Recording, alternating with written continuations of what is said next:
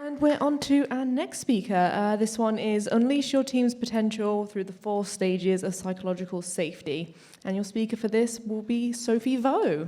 Good afternoon, everyone. I hope you have had a good PGC London so far. So it's a perfect segue, actually, after the talk from Céline about psychological safety. And I'm super pleased to be here today to talk about a topic I'm very passionate about, which are teams, but also team performance. Am I close? Okay. The 4 stages of psychological safety. So let's get into it. So you hear in that talk, maybe you didn't know that it was about psychological safety. About psychological safety, raise your hand just so I have an idea of the audience, basic knowledge. Okay. Okay, thank you. For a few, okay. So yeah, not everyone knows about it. It's been used a lot in the industry, actually. I mean, also in the previous talk and when we talk about team performance and culture, but do we really understand it and do we know where it comes from? So I don't need to go really far, actually. It was a term that was coined more especially around team performance by Google in 2016, and there was a whole study that was conducted over 2 years, studying teams across Google. I think it was 180 teams, and to observe, like in a very scientific way, what are the parameters, what are the traits, the characteristics of the teams that are performing the best, like the best output, right? And so at the time, it was identified that in a team with high psychological safety, teammates feel safe to take risks around the team members. They feel confident that no one on the team will embarrass or punish anyone else for admitting a mistake, asking a question, or offering a new idea. And around that, there's actually quite a lot of concepts around innovation and creativity, which is the heart of games. So how is it related to team performance? So this is also later that researcher and author Timothy Clark that correlated team psychological safety and performance. Because if you think about it, and if you look at the chart here, it starts with feeling included, feeling safe. That's the foundational piece. And from then, you can start to learn, be curious. We talked about curiosity in the previous talk. And then, as you learn, you have your knowledge for yourself, you contribute, and then you challenge the status quo, and so on and so on. And how is it relevant, especially in the creative industries such as games? It's moving over time. Audience is moving. What we discover about player motivation, even the market, the demand, and how we deliver game experiences. So in a market where it's constantly evolving faster than the knowledge of people, you need the knowledge and the creativity, the thoughts distributed across the team and not just stuck on the top of a hierarchy by the leader. So by having more psychological safety, I don't need to prove it at this point, I haven't done that research, but there's a correlation between the more psychological safety and the team output and performance and growth, which I'm sure some of you are also interested in that topic. That's why you're here, when you want to look at what is the best game we can create and the biggest reach and the mass. So psychological safety, just also as a disclaimer, I did give a bit of an introduction of maybe why it's important related to team, what it is, but the hardest part of the topic, which I want to dive in today, is how do we build psychological safety? Because I've seen many teams and also leaders, culture talking about it, but it's really, really tricky. How do you ensure that you have psychological safety? And it's not a feature you put on a Jira board or a sprint and that is going to happen. And the thing is why it's complex, psychological safety, it's because it's as complex as trust. It takes time. I don't think anyone can say, oh, I can gain trust with someone, or if I tell you today, trust me, because I'm just telling you, you will not trust me, right? So psychological safety, a bit like trust, it's not a feature, it's a feeling. It's a feeling. And that's the tricky part about it, because sometimes you feel safe and sometimes you don't. And you may not be able to pin it down, like why, but it's a feeling. And also, why psychological safety is so tricky, and there's not a winning formula or a book of how do you have, for sure, 100% psychological safety. It's context-based. In some contexts, you can feel very safe in a certain organization, in a certain location, and in other places, actually, you will not feel safe at all. And I'm sure you've experienced that in your life as well, when you separate work, personal, and so on. So disclaimer for today, what will you take away in the 15 minutes I have left, at least to get into the topic? Quick solutions, you will not get it today. I don't have the time to get into it. And there's no quick solution to foster psychological safety in your team. I think that's the main message. However, what I want to provide, and this is also my approach to team, the tools, the resources, and the systems you can build to build the best conditions favorable for psychological safety. So, as I get into the topic as well, maybe a bit of background about myself and maybe why I'm relevant to talk about it. So that's my experience. I've been working over 15 years in the gaming industry, and my main focus has been building teams, building game teams in different contexts, in different phases, and in different companies. So I've seen a lot, and I've seen a lot of around the topic of culture and psychological safety. And today I could present myself as an expert in psychological safety, which I'm claiming to be by starting this talk, but I'm actually more an expert in the lack of psychological safety. And I want to share something personal actually here, why that is and why I'm very familiar with the topic. So it starts with that. I don't know if you recognize, but it's the boat people. And for people who know about the story of Vietnam in 1975, a lot of Vietnamese, millions of Vietnamese fled Vietnam during the war to build a better life somewhere. That wasn't me, I wasn't born. That was my mother and my parents that met later in France. But what I meant to say is that I was born in France from parents immigrants, and my whole life, my whole journey has been an identity crisis, of not feeling I belong, also experiencing a lot of discrimination in a small town of France where we were the only Asians. So I'm very familiar what it is to not feel that you're included, and everything that you can say is not changing the perception of you because people have already made an opinion of you. And it gets reinforced later actually working in games in the industry. I don't know if you know that small animated movie from Pixar, Pearl. I've been that little Pearl ball here because I've often find myself being the only woman in the room, the only Asian in the room, and the only Asian woman in the room if you add all the layers, and especially going further higher in leadership position, even more. So that has been my whole experience, to not feel I belong, to not feel seen, to not feel understood. And when I started to build team myself, that was at the very heart of what I didn't want my team to feel, and really studying a lot the topic to understand how do I really build sustainably psychological safety when I know how it feels to not have it. So I will touch then on the topic of trust, which could be a whole content by itself, but today is on psychological safety, so I'll do a fast forward here with the trust. Trust, the same, is a complex, very complex feeling, and you can't really engineer it. But somebody has done the work for it. Frances Fry has an amazing TED Talk on how to build and rebuild trust, and she identifies 3 pillars of what makes trust. Again, it's what are the conditions for trust. First one is logic. So I give an example here. How do I build trust with someone? Can I understand their logic? Can I understand how that person makes decisions? What's their rationale? So then I can trust a little bit. But that's the very first step of trust. A second pillar of trust is empathy. When I deal with that person, individual, I understand how they think, but do they care about me? Does that person understand me? Do they care about me? Do they see me? And if they take me into account, maybe I trust a bit further. And the last and the most difficult piece of it is authenticity. Do I believe that the person I'm talking to or dealing with, are they really the person they claim to be? Are they following the actions, with actions what they say they are? So are they doing what they say they will do? And this is a complicated one because that implies that the person you try to trust is also knowing themselves. And that's the piece of authenticity, because how can you act authentic if you don't even know yourself? So as I give tools today about psychological safety in a team, it doesn't start with your team, but it starts with you. So the first point is actually, how do you build safety? You have to find the way to be yourself.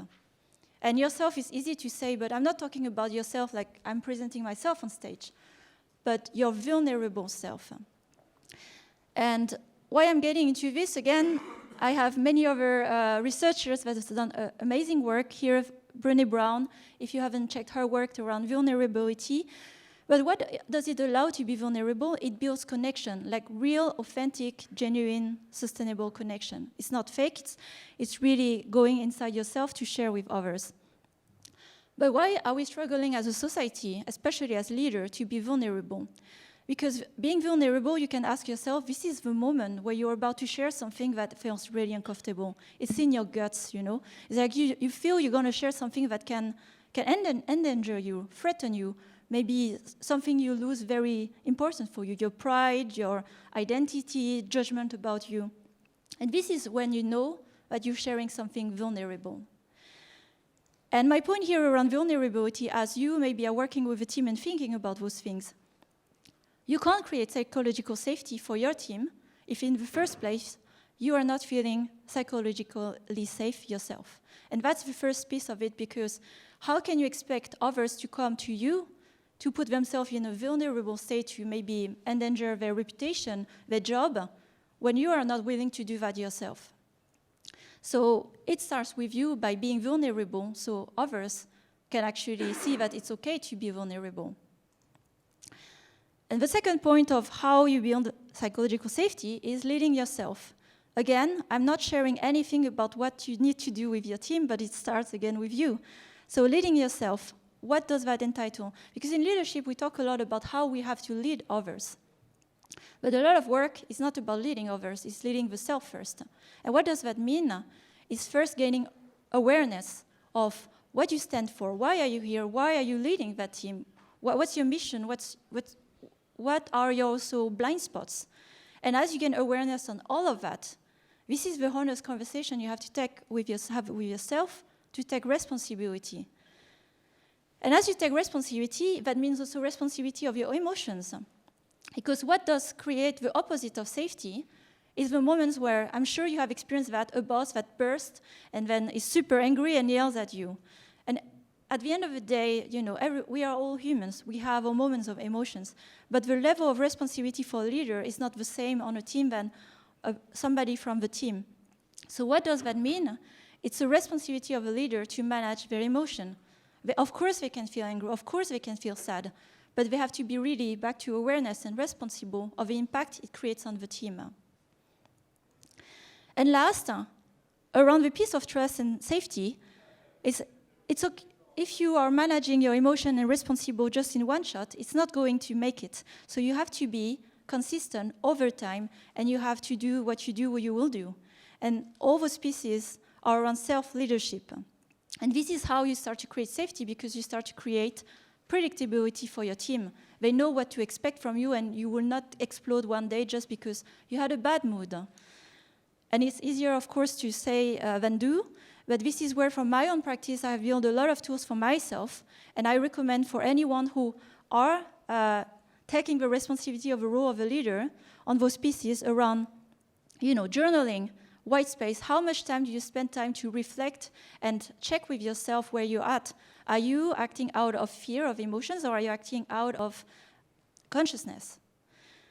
Body awareness, receiving feedback, meditation, coaching, and counseling. I will not have the time today to go into it, so you can take a screenshot or follow the talk later, but there are many resources to lead yourself. And at the end of the day, you know, you can try to influence everyone, the world, a company, the team, create big things, but it starts with you. I think that's the main message I want to bring here. It starts with you before you can influence others. The third point is building a culture of feedback as you have done the homework on yourself. And why is it relevant here? Because if you are familiar with the stages of a team needs to storm. It's inevitable. If your team is not disagreeing, sometimes we say fighting, but it's not negative. If they are not like sparring, storming, they are not going through actually the stage of challenging themselves and performing as a team. But for a team to storm well, again, back to the layers of trust, they need to overcome the fear of conflict. And this is where your role as a leader, if you want to create that layer of performance, you need to create the environment where there's no fear of conflicts. And it's back to why the psychological safety is relevant.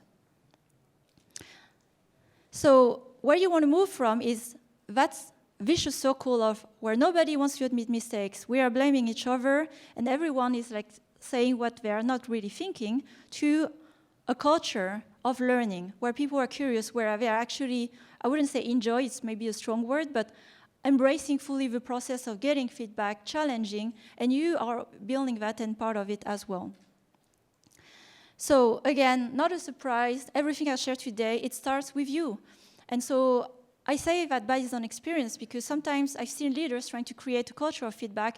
It's like, okay, give feedback to each other. But you ask yourself, how are you receiving feedback? And I would say just something very simple.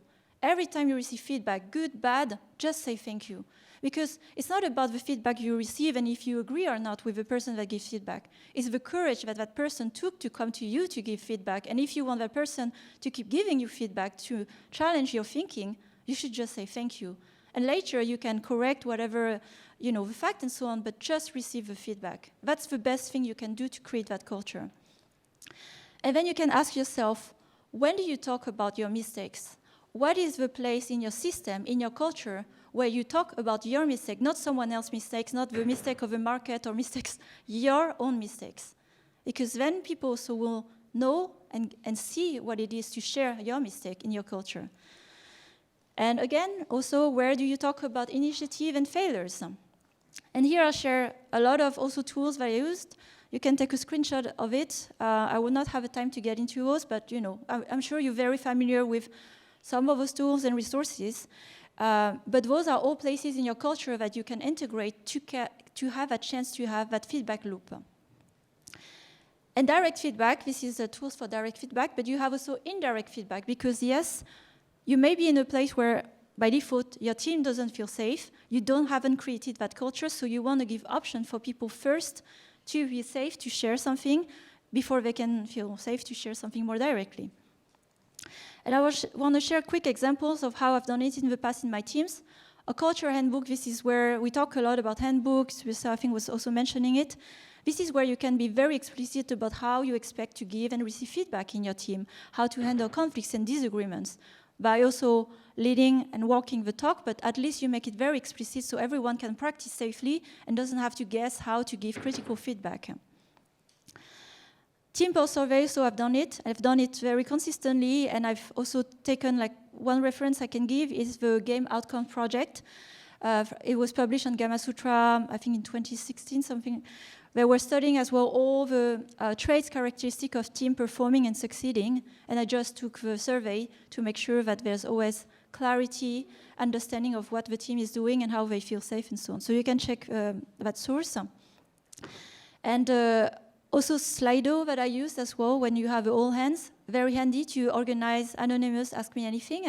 And this is the place where you are very uncomfortably as a leader have to answer a very uncomfortable question in all hands where it's not always moderated, but this is where you give a chance for a team to see a culture where, you don't have to be perfect, but you are also okay to receive feedback. And the last point, I have for a few minutes left, everything that I shared today is to take with a grain of salt because you have to adapt it to your context and culture. And the first disclaimer is those tools have worked for my teams, in my context, and maybe there are some pieces that will work for your team, but not all of it. And I want to give the most concrete example, which is, if you are familiar about the Culture Map book, no, some of you maybe, yes. It's very useful in international teams and culture. For example, I'm very direct in my culture, I'm French, I grew up as French. And then if I start to be very direct in a culture that is indirect, and I have teams that had a more indirect culture, it will not create safety, the opposite actually. So it's really important as what you want to implement as a leader, what is the context of your team and what's more appropriate, right? And maybe you want to meet in the middle, or you want to groom and educate the team as well where you want to have your culture. Disclaimer number 2, what I shared today, you can create with all those tools a collective sense of psychological safety. But why there's been so much pushback as well around psychological safety, this is not your responsibility to fix a person's lack of psychological safety. I want to be clear here. in a workplace, we are in a workplace after all, and you're trying to create a collective sense, but people come with also their baggages, and that's not your responsibility to fix it. But at the end of the day, you don't want to make it worse. I feel that collectively, you want to make it better. And that's what you should aim for, and not on an individual level. And third disclaimer is everything I share today, if there's one thing to remember, safety, it starts with you. Are you secure first? Then you can actually expect to create safety in your team. And you need to have a very uncomfortable conversation with yourself. So today we just touched on the foundation of psychological safety, but that's all you need to know in the end, because the rest will follow. And as a summary, some questions I would like you to keep with you as you walk away from the room today. Vulnerability, what does it look like for you to be vulnerable? Self-leadership, what gets in the way for you to lead yourself? Feedback, what will you do to create more feedback loop in your organization or team from what you learned today? And context, what works and what doesn't work for your specific team? So thank you for your attention. I'm out of time, so no questions. And the resources, if you need to take a screenshot of what I shared today. Thank you for your attention. Thank you. Round of applause, everyone. Thank you.